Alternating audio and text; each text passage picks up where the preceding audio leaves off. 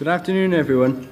We are thrilled to make it to the final 12 of the One Good Idea competition promoted by the Sustainable Energy Authority of Ireland. I am Matthew. I'm Sarah. I'm Melanie. And we are the Beg for Veg team. According to Emeritus Professor John Sweeney, in 2015, every man, woman and child was responsible for creating 12.6 tonnes of greenhouse gas emissions. In 2018, that has risen to 12.8 tonnes. Here are the indisputable facts about climate change. Global temperatures are rising. Heat waves are becoming more common. Sea surface temperatures are rising. Glaciers are melting. And flooding events occur more frequently. And what presentation about climate change would be complete without the obligatory picture of some polar bears on melting cap ice? We could plant trees every year to negate our greenhouse gas emissions, and that would solve it. Unfortunately, we'd need to plant 1.5 billion trees in Ireland alone every single year. So what's the solution? Everybody in this room has a part to play. This is where you come in. We want you to go vegetarian 1 day a week and buy locally reared, grown and produced food. So what's this going to do, I hear you ask?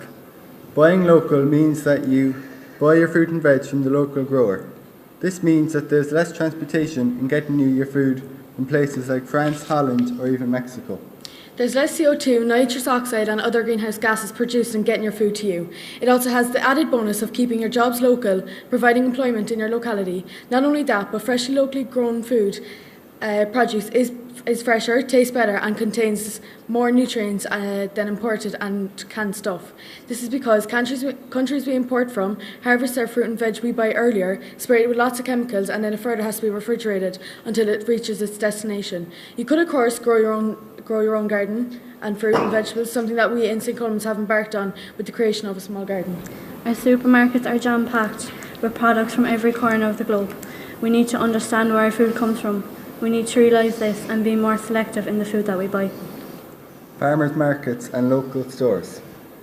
These types of purveyors are more likely to stock local goods as they lack the economies of scale to import food from afar. By buying local, you not only avoid the processing, packaging, heating and refrigeration, you also support small local business and have the opportunity to speak to the producer or at least someone who knows the provenance of your food. This can be an opportunity to ask how food was grown, were chemical fertilisers or pesticides used in its production. Perhaps we should content ourselves with locally sourced and currently in-season produce. By buying local and reducing your food miles, going vegetarian just 1 day a week will have a dramatic positive effect on our greenhouse gas emissions. It's only 1 day a week, so it's 7 billion people. Imagine the knock-on effect that this would have, so that's why you're starting local, getting that human behavioural change in our locality. This is what your shopping basket should look like with all the unnecessary plastic packaging. We're the Beg for Veg team. Thank you for listening.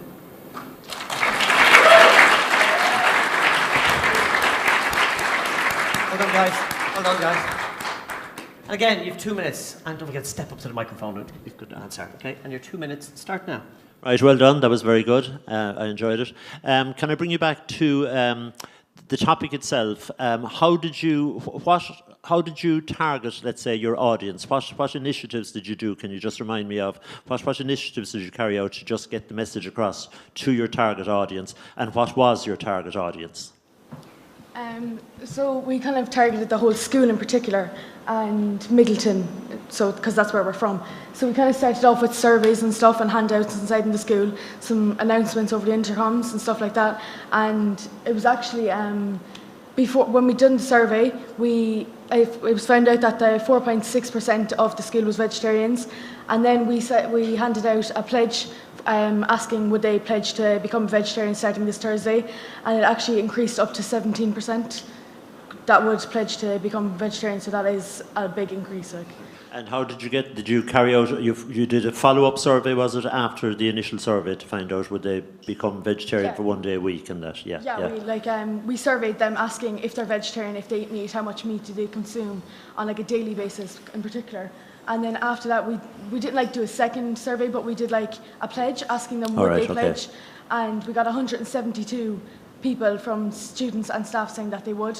And that was 17% out of the the 4% that were vegetarian. Okay, very good. And finally, just a very quick question in terms of your own attitude towards food. Has your of the three of you, anybody want to comment on, has it changed your own attitudes towards food? Usually, when we get shopping, I just have a look at the packaging just to see where it comes from, instead of just putting it in the fridge and not looking at it. I just see where it comes from. Thanks, guys. That was great, very interesting. And I suppose with Middleton, you're right in the heart there of kind of farmers markets and all of that. I'm curious to know how you came up with the name, Beg for Veg. It's actually the girl that's actually sick. She came up for the name.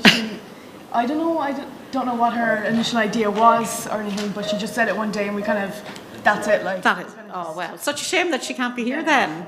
Oh, okay. Listen, thanks a million. Sorry, we've run out of time.